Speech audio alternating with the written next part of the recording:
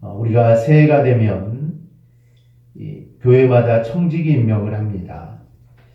이때 교회 재직과 또 찬양대원, 또 교회학교 교사 등 우리가 봉사자들은 새로운 헌신들을 다짐을 합니다. 이 탈무드에 이런 이야기가 있습니다. 한 율법학교 학생이 스승에게 와서 스스로 랍비가 될 자격을 갖추었다라고 이렇게 자랑을 합니다. 스승이 그러면 그 자격이 무엇이냐라고 묻자 그는 말하기를 저는 제 몸을 단련해서 맨 땅 위에서도 잠을 잘 수 있고 들판에 풀을 먹을 수 있으며 날마다 채찍으로 3번씩 제 몸을 때리며 훈련하고 있습니다. 라고 이렇게 자신 있게 대답을 합니다. 그러자 스승은 멀리 떨어져 있는 나귀를 가리키며 저 나귀를 보아라. 저 나귀는 맨 땅 위에서 자며 들판에 풀을 먹고 날마다 3번 이상 채찍으로 맞는다. 지금까지 너는 나귀가 될 자격을 갖춘 것이지 랍비가 될 수 있는 자격을 갖춘 것이 아니다. 라고 이렇게 말을 합니다. 즉 우리에게 중요한 것은 이런 형식적인 자격이 아닙니다. 주님은 12제자를 뽑으셨고 그들을 훈련시키셨습니다. 주님이 제자들을 훈련하신 이유가 있습니다. 그 이유는 자신을 닮은 제자가 되라라는 것입니다. 그래서 주님은 능력을 행하시는 모습도 보여주셨고 또 발을 씻기시는 이 섬김의 모습도 그들에게 보여주셨습니다. 그러면서 너희도 이렇게 하라라는 것입니다. 즉 너희도 섬기고 또 너희도 능력도 행하라 이렇게 보여주십니다. 중요한 것은 기독교인은 단지 종교가 기독교가 아니라 정말 예수님의 삶을 닮은 이런 제자가 되어야 합니다. 우리 기독교인들이 예수님의 제자로서 우리가 살아가는 이유가 있습니다. 그것은 주님께서 지금 제자들을 선택하신 것처럼 지금 이 시대에도 주님은 우리들을 제자로 이 세상에 우리를 보내시기 때문입니다. 주님은 당신께서 계획하신 일들을 당신 혼자서 하시지 않습니다. 이 대속의 십자가를 지시는 일은 이것은 다른 사람이 대신 해줄 수 없습니다. 그렇기 때문에 이 일은 당신 고유의 일이기에 정말 처절할 만큼 고독하게 그 일을 감당을 하십니다. 하지만 이 완성된 구원 안으로 초청하는 일들은 구원받은 당신의 제자들과 함께하는 방법을 사용을 하셨습니다. 그것이 바로 제자들을 선택하신 일이었고 또 그들을 보내셔서 당신이 하고자 하는 일들을 바로 그들에게 하도록 하신 겁니다. 여기에서부터 이 성도의 삶의 정체성인 이 제자도라는 말이 규정되어지는 것입니다. 이 제자도라는 말은 예수님의 제자로서 살아가는 방법이다라고 할 수가 있습니다. 오늘 우리가 읽은 이 본문이 바로 그런 제자도가 나오게 되는 핵심적인 본문입니다. 즉 주님께서 당신의 제자들을 파송하는 내용이 담겨져 있습니다. 오늘은 이 부분을 우리가 통하여 우리가 제자로서 그러면 우리가 어떻게 우리가 살아가야 하는가 이 부분에 대해서 우리가 함께 생각해 보도록 하겠습니다. 그럼 우리는 어떤 생각들을 갖고 우리가 살아야 합니까? 첫째는 주님이 보내셨다는 생각으로 우리는 살아야 합니다. 어떤 사람은 말 그대로 인생을 막 사는 사람들이 있습니다. 말도 막 하고 행동도 정말 함부로 하고 신중한 행동보다는 그냥 그때그때 충동에 의해서 행동하는 사람들이 있습니다. 그렇게 사는 모습이 안타까워서 그래도 생각해주는 사람들이 야 그렇게 살면 안 된다 라고 말을 하면 말도 끝나기 전에 화를 내면서 야 내 인생 내 마음대로 사는데 무슨 상관이냐 웬 참견이냐 라고 이렇게 화를 냅니다. 이쯤 되면 더 말하는 게 의미가 없습니다. 그래서 말을 해주고 싶어도 그냥 그 말을 꾹 눌러버리고 맙니다. 그럼 내 인생이니까 내 마음대로 내가 산다 이 말이 과연 맞는 말일까요? 세상의 논리대로 따지면 이건 뭐 틀린 말도 아닙니다. 누가 뭐라고 해도 자신의 삶에 대해서 내 마음대로 내가 산다 내 뜻대로 사는 것을 막을 수는 없습니다. 그런데 우리가 조금 더 깊이 생각한다면 우리는 그런 말을 할 수가 없습니다. 왜냐하면 사회에 사는 사람 누구나 그 사회에 대한 책임이 있습니다. 만약 그 사람이 정말 내가 하고 싶은 대로 막 살아가는 삶으로 인해 그 사람의 처지가 만약에 어려워진다면 그 책임은 누가 질까요? 그 책임은 바로 사회 구성원 전체가 되는 겁니다. 우리가 흔히 이야기하는 정말 그 사람이 최소한도의 삶을 살게 하는 것, 정말 최소한의 삶을 살게 하는 것은 사회 또는 국가가 해주어야 됩니다. 그런데 그 사람을 그렇게 살게 하는 것은 그 사회를 구성하는 모든 사람들의 세금으로 바로 이루어지는 겁니다. 그러니 적어도 정말 이 사회라는 틀 안에서 자신의 인생이라고 해서 우리가 절대로 함부로 살아서는 안 됩니다. 즉 내가 함부로 살아감으로, 즉 내가 막 살아감으로 인해 다른 사람에게 피해를 줄 수 있기 때문입니다. 여기에 성도는 한 걸음을 더 나가게 됩니다. 자신의 인생에 대해서 이 하나님이 주신 것이라는 분명한 생각을 가지고 우리는 살아야 됩니다. 세상 사람들은 여기까지 생각하지 못하지만 성도는 내가 살아가는 내 삶의 인생이 정말 하나님께서 나에게 선물로 주셨음을 우리는 절대로 잊어서는 안 됩니다. 즉 내 인생은 내 것이 아니다. 즉 내 인생은 내 것이 아니다. 이런 인식이 바로 우리 믿는 자에게는 있어야 됩니다. 그러니 우리가 내 인생을 정말 세상 사람들처럼 막 살고 아무 가치 없이 우리가 만약에 살아간다면 하나님에게 나에게 인생을 선물로 주신 그 인생에 대한 책임 회피가 되는 것입니다. 즉 하나님께서 나에게 정말 인생을 주셨는데 내가 그 인생을 막 살아가는 것은 이건 절대로 믿는 자들은 그렇게 살아가서는 안 됩니다. 그러므로 우리는 주님께서 이 세상으로 나를 보내셨다는 정말 확고한 의식을 가지고 우리가 살아가야 될 줄 믿습니다. 오늘 말씀을 보면 주님께서 제자들을 보내셨습니다. 본문 1, 2절 우리 함께 읽어볼까요? 본문 1, 2절 우리 함께 봅니다. 예수께서 12제자를 불러 모으사 모든 귀신을 제어하며 병을 고치는 능력과 권위를 주시고 하나님의 나라를 전파하며 앓는 자를 고치게 하려고 내보내시며, 즉 예수님께서는 제자들을 내보내셨다라는 것입니다. 이 보내는 주체가 이 주님입니다. 그런데 우리가 생각해야 될 것은 이것은 단지 주님께서 12제자만 보내신 것이 아니라 정말 모든 성도들도 역시 주님으로부터 우리는 보냄을 받은 겁니다. 우리는 이 주님이 보내셨다라는 관점을 우리는 중요하게 생각해야 됩니다. 즉 나를 보낸 사람이 누구냐에 따라서 내 지위가 결정되기 때문입니다. 사실 대사라는 말이 같은 의미를 갖습니다. 이 한 나라의 대사는 이건 그냥 개인이 아닙니다. 즉 보냄을 받은 나라를 대표하는 바로 공인이 되는 겁니다. 그래서 대사에 대한 모든 처리는 현재 있는 나라의 법에 적용을 받지 않습니다. 대사는 바로 보낸 나라의 법에 적용을 받습니다. 이렇게 하는 이유는 그 나라를 대표하는 지위를 가졌기 때문에 그렇게 인정해 주는 겁니다. 우리가 주님께로부터 보냄을 받았다는 것도 이거는 동일한 의미입니다. 우리는 다른 사람이 보낸 것이 아니라 바로 주님께서 보낸 사람들입니다. 그렇다면 우리는 우리의 인생에 대해서 정말 남다른 시각을 가져야 됩니다. 주님이 보낸 사람이기 때문에 우리는 주님을 대신해서 지금 이 땅에 서 있는 겁니다. 우리의 존재 가치는 남다릅니다. 세상의 어느 누가 자신의 존재에 대해서 하나님의 독생자이신 예수님에게 둘 수 있겠습니까? 즉 나를 보낸 사람은 예수님이다. 이 세상 어느 누구가 이렇게 말할 수 있겠습니까? 그래서 그런 의미에서 우리가 사는 세상에서 우리는 부족한 것들 때문에 우리는 절대로 주눅들며 우리는 살아서는 안 됩니다. 비록 세상에서 우리가 가진 것이 없고 또 세상에서 우리가 누리지 못한 것들 때문에 우리가 좀 불편할 수 있습니다. 하지만 오히려 세상에서 누릴 것이 많다고 그것이 우리 성도들의 자랑이 되어서는 절대로 안 됩니다. 정말 세상에서는 아무리 작은 자라 할지라도 정말 나를 보낸 분이 바로 주님이시라는 이 사실 하나만 가지면 우리는 세상의 그 어떤 존재들보다 우리는 가치가 있는 존재입니다. 가끔 인생이 힘들 때도 있습니다. 정말 세상 사람들에게 이리저리 우리가 치이다 보면 자괴감이 들 때도 있습니다.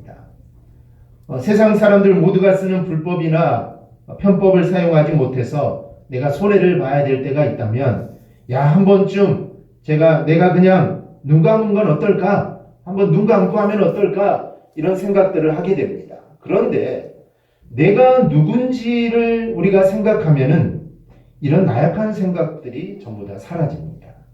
내가 주님께로부터 보냄을 받는 자라는 사실을 생각하는 그 순간 지금 살아가는 삶의 방식이 틀리지 않았음을 우리는 다시 한번 확인하게 됩니다. 그리고 그로 말미암아 우리는 새로운 힘들을 우리가 얻게 됩니다. 즉 다른 사람이 아니라 바로 주님이 나를 보내셨다는 그 힘으로 우리는 살아가게 됩니다. 그러므로 내 삶이 좀 힘들더라도 또 내가 살아가는 방식 때문에 세상 사람들에게 손가락질을 당하고 또 손해를 보더라도 정말 이 세상의 모든 것의 주인이 되시는 그 하나님이 바로 나를 이 땅에 보내셨다는 그 확신을 가지고 우리가 담대하게 나아가기를 바랍니다. 그리하면 나를 보내신 주님께서 나에게 힘을 주셔서 이 세상을 감당하게 될 줄 믿습니다. 바로 이러한 의식이 우리 안에 가득하기를 주님의 이름으로 축원합니다. 또 하나는 주님이 보내실 때는 그냥 보내지 않고 능력과 권세를 주셔서 보냈다라는 사실을 우리는 기억해야 됩니다. 한 나라의 대사가 타국에 보냄을 받을 때는 그 지위에 걸맞는 권세를 부여합니다. 가령 조약을 체결하는 문서에 대사가 서명을 하면 그것은 국가 대 국가의 조약으로 효력을 바로 갖는 겁니다. 그리고 그런 일을 할 수 있는 일정 부분의 재정적인 권한이나 그에 맞는 삶을 보장받습니다. 왜냐하면 한 나라를 대표해서 갔기 때문입니다. 마찬가지입니다. 주님이 우리를 보내셨다는 것은 우리가 주님을 대신해서 일을 하도록 주님이 우리를 보낸 겁니다. 그리고 주님은 우리를 그냥 보내지 않습니다. 즉 주님의 일을 할 수 있는 능력과 권세를 주셔서 우리를 보내십니다. 1절을 보면 주님께서 제자들을 그냥 보내신 것이 아니라 능력과 권위를 주셔서 보내신 것을 알 수 있습니다.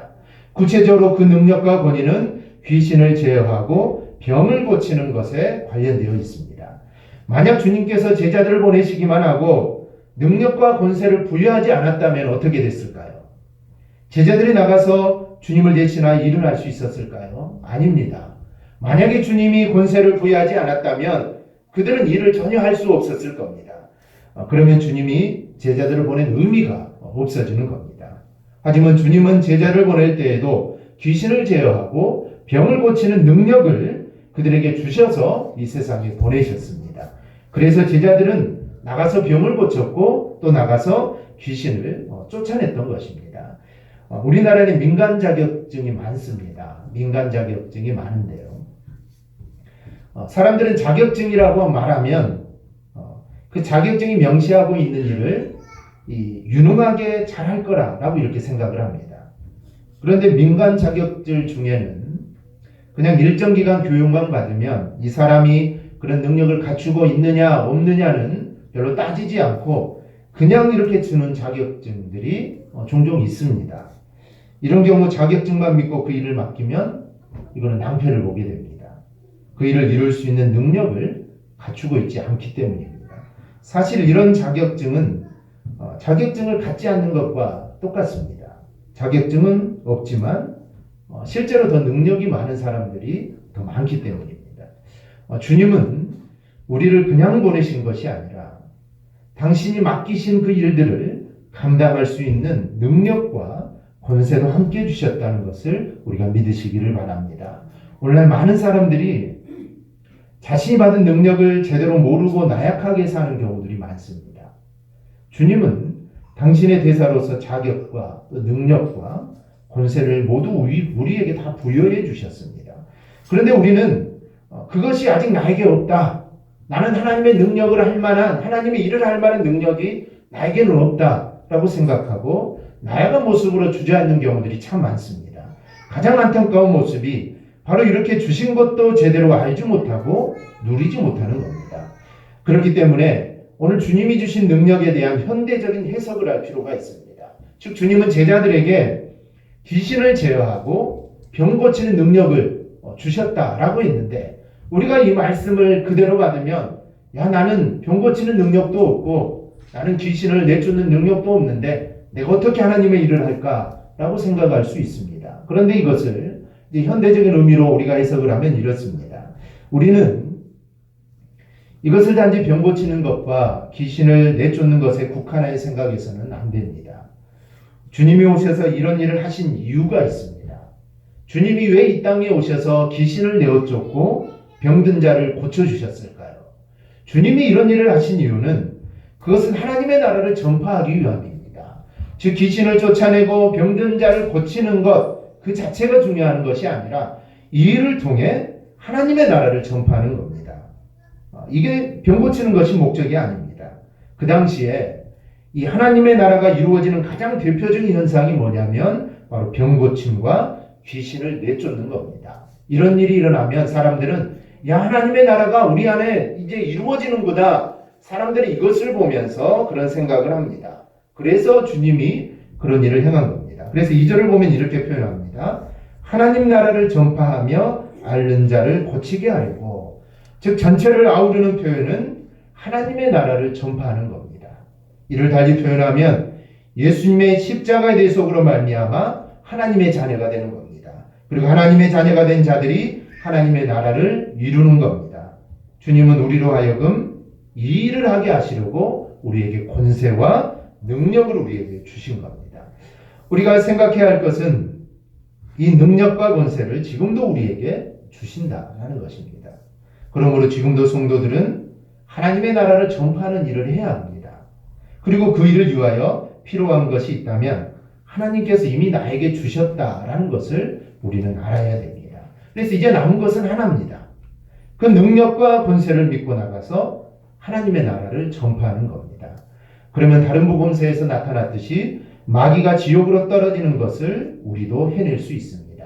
바로 하나님의 나라가 세워지는 자리가 바로 그런 자리이기 때문입니다. 문제는 주님이 주시는 능력과 권세는 사용해야 된다라는 것입니다. 하나님의 나라를 이루기 위해 우리가 이런 권세를 사용하면 그대로 이루어지는 겁니다. 즉 주님이 제자들에게 귀신을 내어쫓고 병든 자를 고치는 능력을 주셨을 때 제자들이 나가서 그것을 사용했을 때 귀신이 나가고 병든 자 고침을 받았습니다.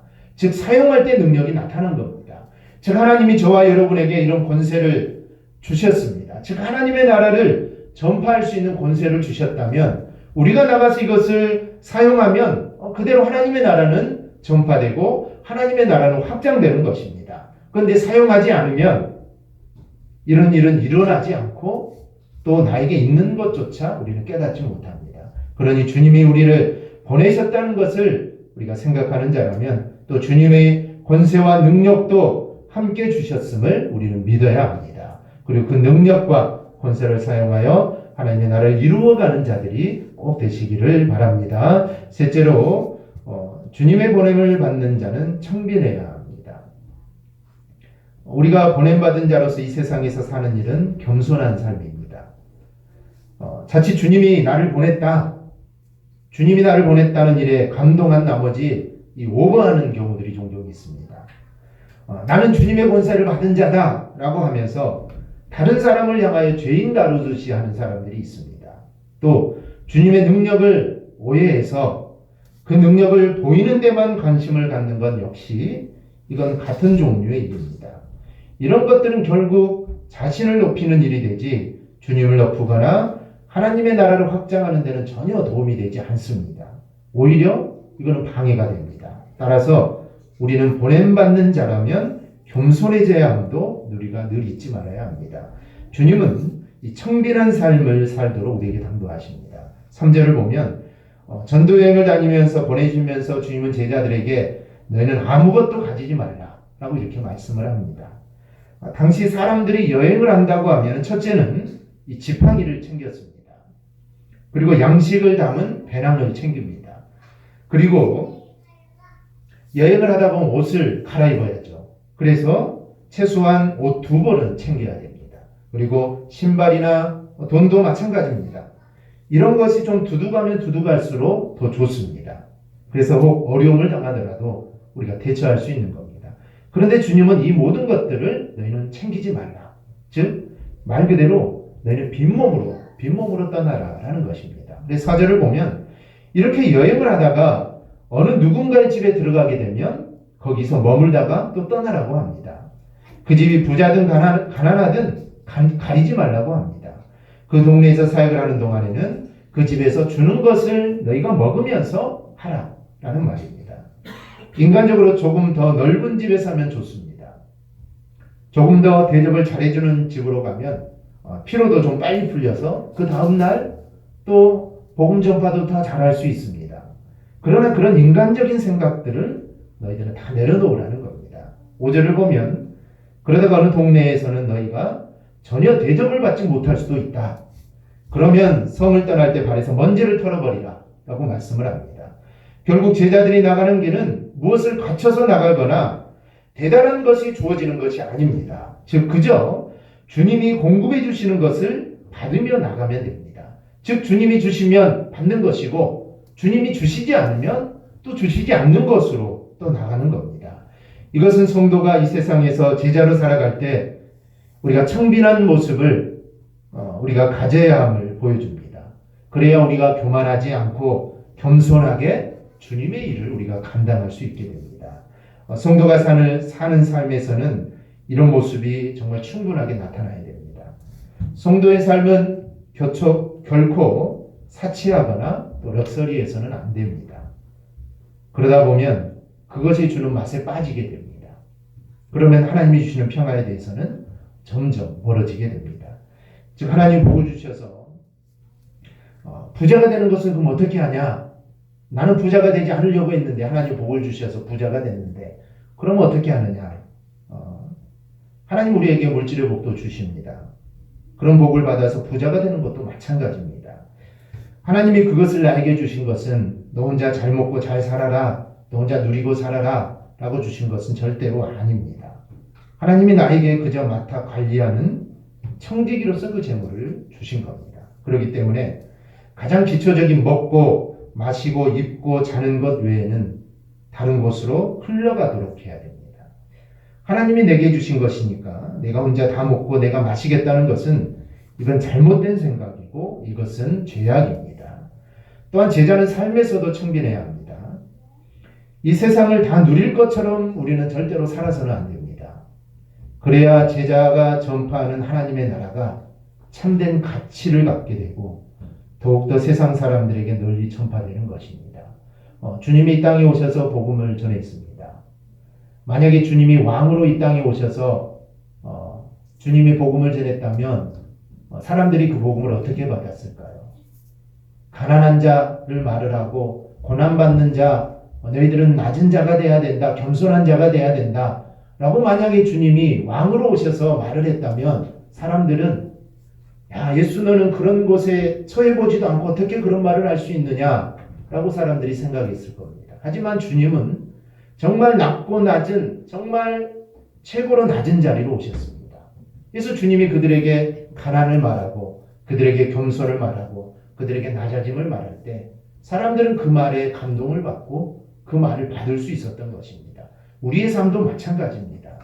우리의 삶도 청빈해야 됩니다. 겸손해야 됩니다. 그래야 내가 전하는 그 복음이 참된 가치가 있게 들려지는 것이고 세상 사람들에게 복음이 들어가게 되는 것입니다. 따라서 우리의 청빈한 삶 자체도 우리가 받는 권세나 능력과 못지않게 정말 중요합니다. 그러므로 청빈한 삶은 주님이 주신 축복이며 동시에 우리 제자로서의 자격입니다. 우리가 가정에서 또 직장에서 지역에서 여러분들이 서 있는 이유는 주님께서 여러분을 거기에 보내셨기 때문입니다. 그렇다면 보냄을 받는 자로서 우리는 당당하게 서야 합니다. 그리고 능력과 권세를 믿고 하나님 나라를 전파해야 하고 우리 청빈한 모습으로 사람들에게 신뢰를 우리는 주어야 합니다. 그게 주님이 우리를 보내신 이 모습입니다. 독일의 유명한 이 신학자이자 순교자인 보네포 목사님이 이런 말을 했습니다. 예수님은 이 세상에 신자를 부르러 오신 것이 아니라 제자를 부르러 오셨다. 보네포 목사님은 제자는 없고 신자만 가득 차 있는 오늘날의 교회를 한탄하셨습니다. 이 보네포 목사님이 말하는 신자는 그저 교회에 적을 두고 가볍게 예수를 믿는 사람이 신자고 제자는 예수님을 주님으로 믿고 정말로 예수님을 따라가는 사람을 제자다라고 이렇게 표현을 합니다. 그래서 오늘 제가 제자와 신자의 차이를 제가 말씀을 드릴 건데 여러분은 자신이 신자인지 내가 제자인지 이 시간 한번 잘 판단해 보시기 바랍니다. 첫째는 신자는 예수님을 가끔씩 따라다니지만 제자는 항상 예수님과 함께 있는 사람입니다.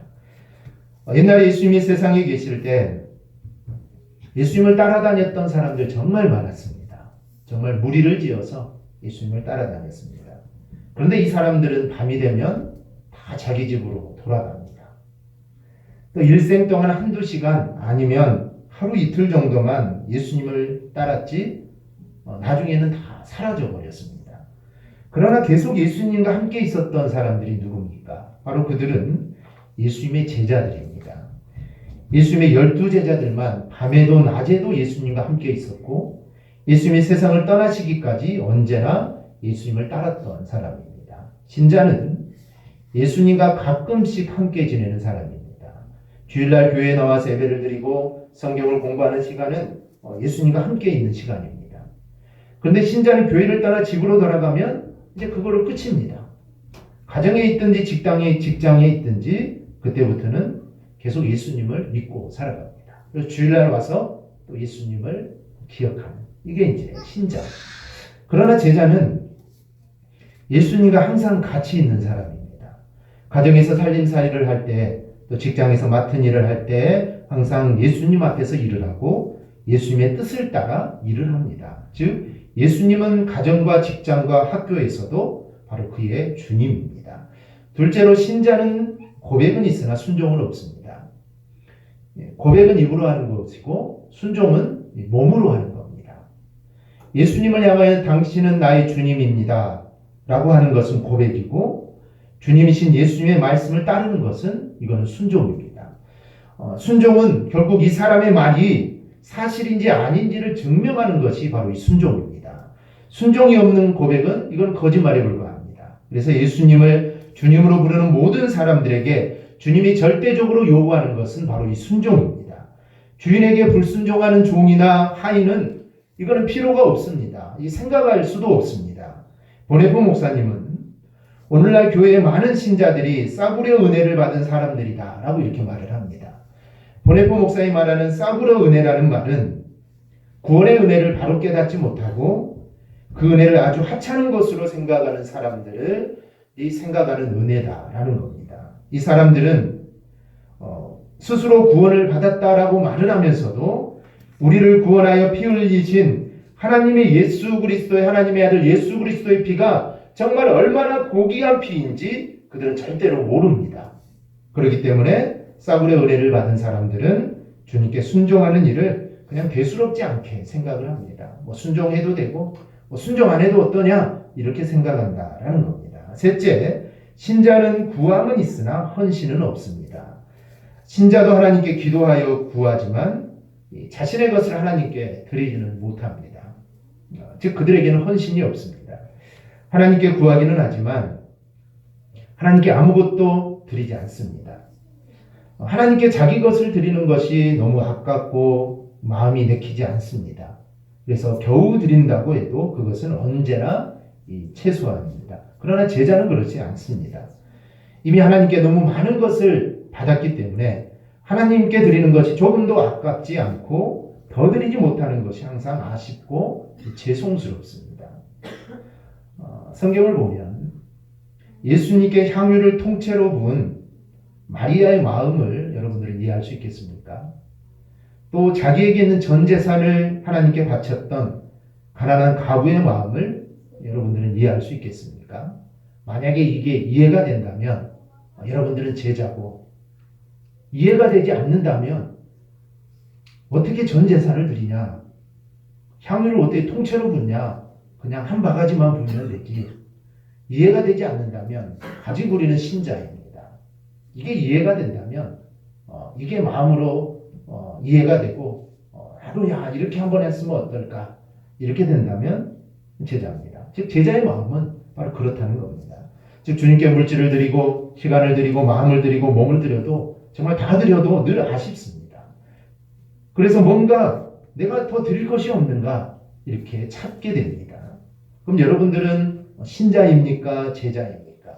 오늘 말씀을 우리가 기억하고 우리 모두 정말 우리는 다 신자죠. 말 그대로 우리는 믿는 자입니다. 이게 가장 중요합니다.